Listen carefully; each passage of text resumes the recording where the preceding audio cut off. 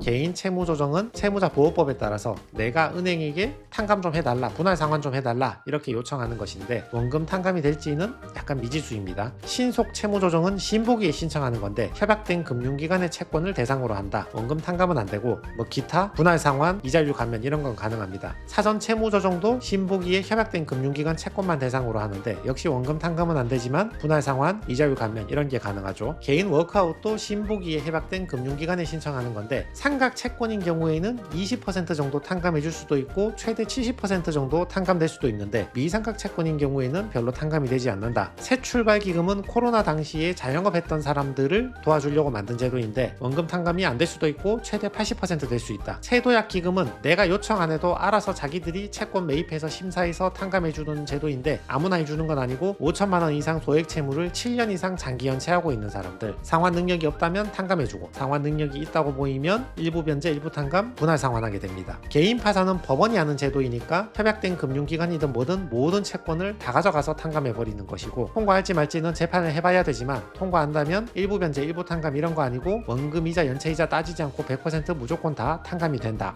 자, 오늘 내용은 개인회생 말고 그 외에 채무를 탕감받는 제도, 빚을 갚을 수 없는 사람들에게 빚을 갚지 않고 탕감받을 수 있는 제도에 대해서 안내를 드리겠습니다. 지금도 독촉 전화 때문에 굉장히 고통을 받는 채무자들이 많이 계실 건데 국가에서는 개인회생 제도만 만들어 둔 게 아니고 그 연체 기간이나 나의 채무의 종류나 나의 직업이나 이런 거에 따라서 다양한 채무 탕감 제도를 만들어 두었습니다. 개인회생만 있는 건 아니거든요. 그래서 현행 법률하고 실무 기준에 맞춰서 7가지 정도 제도를 알려드리겠습니다. 자, 커뮤니티에 보시면 뭐 맞는 말도 있고 틀린 말도 많이 있는데 괜히 인터넷만 찾아보시다가 적절한 채무 탕감의 시기를 놓치게 된다면 온전히 채무자의 피해로 돌아가게 되잖아요. 그러니까 오늘 내용 좀 숙지하셔가지고 채무 탕감을 주관하는 각 기관에 직접 전화 문의를 해보시든 방문 문의를 해보시는 것도 좋은 방법이라고 생각을 합니다. 자신한테 딱 맞는 제도를 한번 찾아봅시다. 자, 첫 번째는 개인 채무 조정 제도이거든요. 이거는 2024년에 시행된 개인 채무자 보호법에 근거하고 있습니다. 대부분의 채무 탕감 제도는 신복이나 법원 같은 중간 기관이 들어와서 채권자하고 채무자 사이에 중간 기관이 정리를 해주는데 이 제도 같은 경우는 채무자가 나한테 돈 빌려준 은행에 직접적으로 내가 채무를 변제하기 힘드니까 조정을 좀 해달라 이렇게 요구할 수 있는 법적인 권리로 보장을 했습니다. 모든 채무가 대상은 아니고요. 3천만 원 미만의 금융 채무만 대상으로 합니다. 따라서 친구한테 돈 빌렸는데 변제하기 싫다고 탕감 절차를 시행해달라 이렇게 요구할 법적 권리는 없는 거죠. 그리고 은행만 대상으로 하니까 세금은 포함되지 않습니다. 채무자 보호법에서 인정한 법적 권리이기 때문에 채무자가 은행에 나의 채무를 조정해달라고 요구했을 때 은행은 의무적으로 심사를 해서 반드시 통지를 해줄 의무가 있는 거죠. 각 시중은행에서 결정한 자기 내부들의 기준이 있을 거 아니에요. 그 기준을 통과한 경우에는 뭐 이자를 감면해 줄 수도 있고 분할 상환해서 천천히 변제하게 할 수도 있고 상환을 유예해 줄 수도 있고 이자율을 조정해 줄 수도 있습니다. 자, 홈페이지 가서 찾아보면 채무자 보호법에 따라서 금융채권을 연체한 채무자는 채무 조정해달라고 금융회사 나한테 돈 빌려준 은행에 요구할 수 있다. 이게 법적인 권리다 이런 말입니다. 3천만 원 미만 채무를 대상으로 합니다. 채권자인 은행이 오케이 해준다면 뭐 채무 감면도 이론상은 가능하죠. 뭐 실제로는 해줄지 모르겠지만 그리고 이자율 조정하고 분할 상환, 상환기간 연장, 거치기간도 연장할 수 있고 거치기간 추가할 수도 있고 이런 제도가 있습니다. 은행마다 내부 기준은 다 다릅니다. 법적 권리이기 때문에 채무자가 은행에 요청하면 은행은 반드시 심사해서 결과를 통지해줘야 되고 채무자가 그 내용을 보고 마음에 들면 은행하고 채무자 둘이서 합의서를 작성하면 효력이 발생하는 것입니다. 그 다음 소개할 2번, 3번, 4번 제도는 신용회복위원회에 있는 제도인데 여러분이 한 번쯤은 들어보셨을 신속 채무조정, 사전 채무조정, 개인 워크아웃 이 3가지 제도입니다. 이거는 채무자하고 채권자인 은행들 사이에 신용회복위원회라는 공공기관이 개입해서 둘 사이의 채무를 조정해 주는 것입니다. 신보기가 채무자하고 채권자 사이에서 채무를 조정해 주는 것이니까 신보기에 협약되어 있는 금융기관들만 대상으로 하겠죠. 거래처나 친구 채무, 세금 같은 것은 신보기에 협약된 채무가 아니기 때문에 신보기로는 해결할 수 없습니다. 자, 신속 채무조정부터 살펴봅시다. 이건 단기 연체자를 위한 제도인데 연체가 되기 전이나 연체된 지 30일 이하의 극단기 연체자들 이자율 좀 깎아달라, 갚는 기간을 분할 상환해서 최장 10년까지 천천히 변제하게 해달라 이런 내용으로 채무 조정이 되는 것입니다. 신청하는 즉시 추심이 완전히 중단되기 때문에 신용불량자 되기 전에 가장 빠르게 손쉽게 신청할 수 있는 제도입니다. 자, 홈페이지 내용 보시면 신속 채무 조정은 아직 연체 전에 연체가 우려되는 사람이나 30일 이하 방금 연체된 사람, 이런 사람이 신보기에 신속 채무 조정을 신청하면 신청한 다음 날부터 즉시 추심이 중단됩니다. 여러분 정해진 이자율이 있잖아요. 그걸 30%에서 50% 정도 이자를 깎아줄 수 있다. 원금은 깎아주지 않습니다. 10년 정도 천천히 분할 상환할 수 있도록 채무를 조정해 줍니다. 연체 이자는 전부 다 깎아주고요. 내가 연체됐을 때 높은 이율의 연체 이자를 내야 되잖아요. 그 연체 이자는 전부 깎아주고, 그게 아니라 매달 내야 되는 약정 이자는 30에서 50% 정도 깎아줄 수 있고, 원금은 깎아주진 않지만 이자하고 원금을 합쳐서 10년 정도 천천히 분할 상환할 수도 있고, 상환을 몇 달 유예하고 그 다음부터 분할 상환할 수도 있고, 추심도 중단해 줍니다. 자, 그 다음은 중기 연체자를 위한 사전 채무 조정, 소위 프리 워크아웃이라고 부르는 제도인데, 연체된 지 31일부터 89일 사이에 있는 사람들이 이용하는 제도이거든요. 장기 연체자, 신용 불량자로 전락하기 전에 신청해 볼 수 있는 제도입니다. 역시 연체이자 감면하고 이자율 깎아주고 상환 유예해주고 최장 10년 분할 상환하게 해주는 것입니다. 홈페이지 보시면 사전 채무 조정은 연체된 지 31일에서 89일 된 사람이 신청하는 것이고, 역시 신청한 다음 날부터 즉시 추심이 중단되는 것입니다. 정해진 이자율은 30에서 70% 정도 깎아줍니다. 최장 10년 동안 분할 상환이 가능합니다. 연체 이자는 전부 다 깎아주고, 내가 매달 내야 되는 약정 이자는 30에서 70% 정도 깎아주고, 원금은 깎아주진 않지만 원금하고 요 매달 발생하는 이자는 최장 10년 동안 분할 상환할 수 있고, 일정 기간 거치한 다음부터 분할 상환도 가능하고, 추심도 전부 다 중단이 됩니다. 그 다음 소개할 제도가 개인 워크아웃인데, 여러분이 신보기 하면 아는 제도, 그게 대부분 개인 워크아웃입니다. 여기서부터 본격적인 원금 탕감이 가능해집니다. 자, 요거는 채무 연체된 지가 90일 이상 된 장기 연체자, 신용 불량자들, 이 사람들을 위해서 진정한 의미로 합법적으로 원금 탕감이 시작되는 제도입니다. 여러분이 은행에 변제하지 못한 채무는 두 가지 종류가 있거든요. 하나는 삼각채권이고 또 다른 하나는 미삼각채권인데, 삼각채권이란 은행이 볼 때 저 채무자가 갚을 가능성이 거의 없구나, 그냥 손실된 것으로 처리하겠다, 이런 채무를 의미합니다. 빌려준 은행 스스로도 포기한 채무이기 때문에 원금 탕감률이 최소 20%에서 최대 70%까지 탕감받을 수 있습니다. 기초수급자는 좀 더 탕감받을 수 있습니다. 미삼각 채권은 연체된 지는 오래됐지만 아직 저 사람은 갚을 만한 사람이고 은행에서 포기하지 않은 채권입니다. 요거는 별로 탕감이 안 됩니다. 약정이자하고 연체이자는 100% 감면이 되고 최장 8년 동안 분할 상환 가능합니다. 홈페이지 보시면 개인 워크아웃은 90일 이상 연체된 장기 연체자, 신용 불량자가 신청하는 것이고, 신청 다음 날부터 추심 중단되고, 미삼각 채권은 탕감이 안 되거나 최대 30% 탕감, 삼각 채권은 20%에서 최대 70% 탕감된다. 분할 상환은 8년 동안 가능하다. 이 개인 워크아웃부터 채무 감면이 가능해집니다. 상각 여부에 따라서 최대 70%까지 탕감이 가능하고, 최장 8년 동안 분할 상환할 수 있고, 역시 상환 유예, 거치 기간 좀 거친 다음에 상환할 수 있고, 추심도 중단이 됩니다. 그 다음은 새 출발 기금입니다. 이거는 자영업자를 위해서 만든 제도인데요. 코로나 팬데믹 당시에 소상공인 자영업자 굉장히 힘들었잖아요. 2020년 4월부터 2025년 6월 사이에 개인 사업을 했던 사람이라면 누구든 신청할 수 있고, 그 사람이 지금 개인 사업을 폐업해서도 또는 개인 사업 놔두고 다른 데 취업해서 투잡을 하고 있어도 가능합니다. 요것도 새 출발 기금에 협약된 기관만 탕감 대상으로 들어오니까 금융기관들은 포함이 되지만 국가의 세금이나 개인 채권 이런 건 포함되지 않고 자산 형성을 위해서 대출받아 투자한 것도 제외가 됩니다. 자, 개인 회생 전에 새 출발 기금도 한번 꼼꼼히 살펴봅시다. 절차가 나뉘는데, 연체가 90일 이전이라면 신용회복위원회에 신청하시면 되고, 연체가 90일 이후라면 한국자산관리공사에 신청을 해야 됩니다. 원금 탕감은 안 될 수도 있고 최대 80%까지 될 수도 있는데, 심사한 결과 이 사람이 상환 능력이 완전히 없다 이렇게 판단되면 최대 80%도 탕감이 가능합니다. 기초수급자 같은 경우는 90%까지 탕감도 가능하다고 합니다. 자, 새 출발 기금은 두 가지가 있는데, 연체 89일 이하에 부실이 우려되는 차주가 신청하는 게 있고, 연체 90일 넘어서 이미 부실된 차주가 신청하는 게 있습니다. 89일 이하 연체 기간에서는 신청하면 즉시 추심이 중단되고, 거치 기간도 1년 가질 수 있고, 최장 10년 동안 나누어서 천천히 변제할 수 있습니다. 연체된 지 90일 이상 넘어가 버리면 부실 차주로서 신청하는 건데, 역시 신청한 다음 날부터 즉시 추심이 중단되고 상환 유예 기간도 3년 가질 수 있으며 최장 10년 동안 나누어서 변제가 가능합니다. 자, 그 다음 소개할 제도는 새 도약 기금인데, 새 출발 기금하고는 다른 제도입니다. 요거는 2025년 하반기에 금융위원회가 주도해서 출범한 제도인데, 쉽게 말하면 소액 연체자인데 아주 오랫동안 장기 연체한 사람들, 그러니까 몇 푼 되지도 않는 돈을 아주 오랫동안 변제하지 못하고 오랜 기간 신용불량자로 살아온 사람들, 변제할 가능성 자체가 없는 사람들을 탕감해 주는 것입니다. 7년 이상 초장기로 연체된 사람들 중에서 각 금융기관당 원금 대출이 5천만 원 이하인 사람들, 이 제도가 가장 혁신적인 점은 채무자가 별도로 신청할 필요 없고 세도약 기금에서 알아서 심사해서 요건에 해당하면 알아서 탕감하고 자동으로 채무자에게 통지를 해줍니다. 세도약 기금이 이 요건에 해당한다고 생각되는 채권은 정해진 예산 내에서 알아서 자기가 그 채무를 다 인수한 다음에 자기 혼자 심사해가지고 채무자가 신청한 적도 없는데 세도약 기금 혼자 심사해가지고